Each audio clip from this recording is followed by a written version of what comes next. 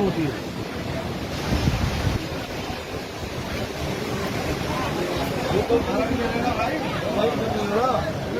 वो तो नहीं उल्टा हो गया ना।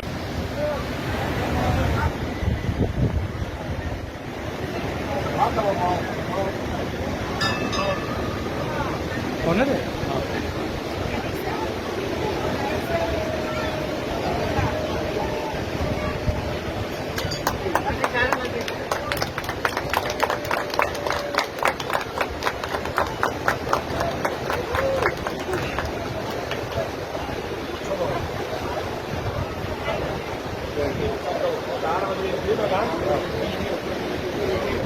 बोल गंगा मैया की जय।